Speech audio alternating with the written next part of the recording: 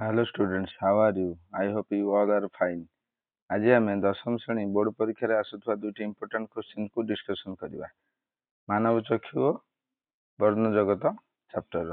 ଆସ ବହୁତ ଇମ୍ପୋର୍ଟାଣ୍ଟ, ଧ୍ୟାନ ସେ ବୁଝିବା। କ୍ୱେଶ୍ଚିନ୍ କ'ଣ ଅଛି?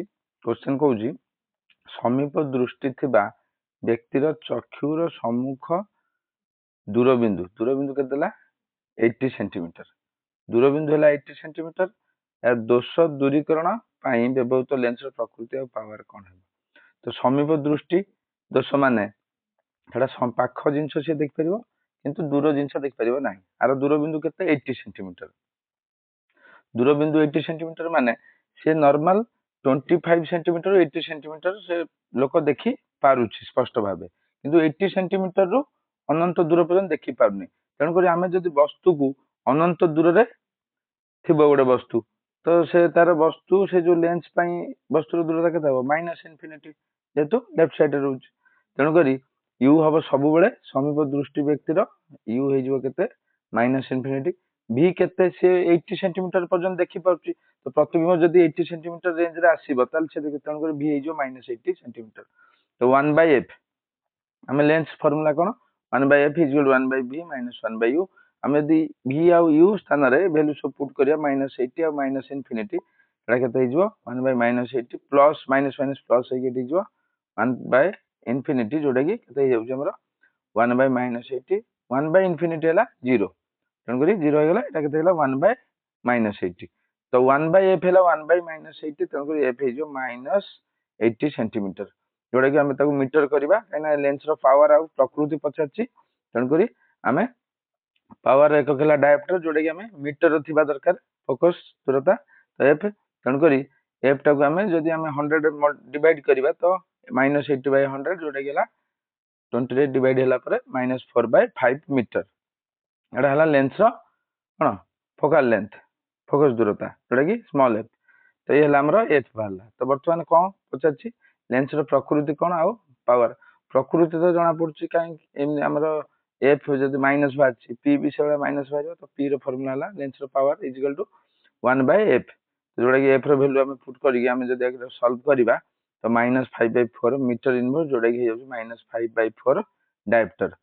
ତାକୁ ଆମେ ଯଦି ଡିଭାଇଡ କରିବା କେତେ? -1.25 ଡାୟପ୍ଟର।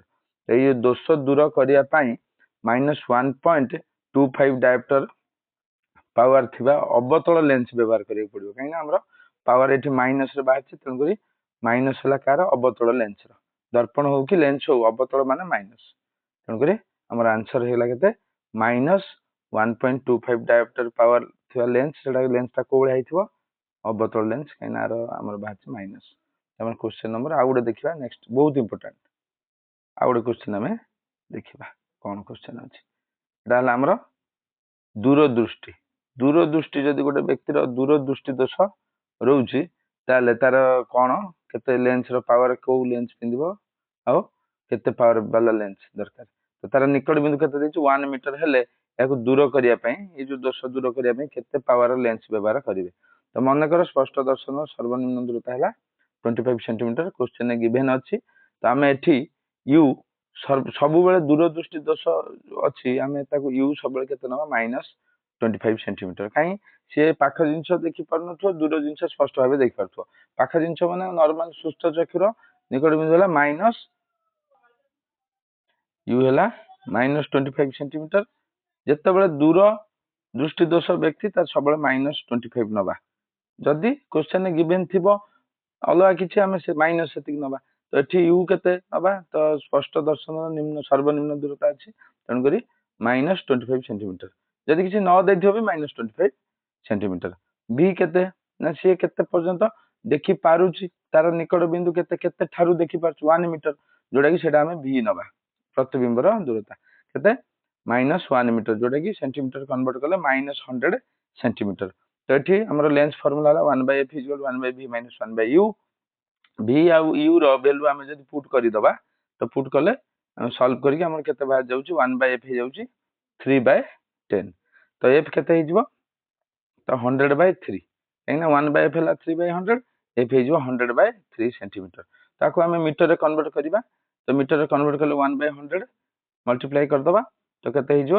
100 100 कैंसल आउट होगी 1/3 मीटर। तो आम पावर के लेंस पावर है P इक्वल टू 1/f जोटा कि 1/3 मीटर जोटा कि कौन हो 3 मीटर इनवर्स जोटा कि +3 डायोप्टर। तो व्यक्ति जनक पचार से लेंस केते पावर विशिष्ट लेंस व्यवहार करेंगे तो लेंस है +3 डायोप्टर पावर लेंस।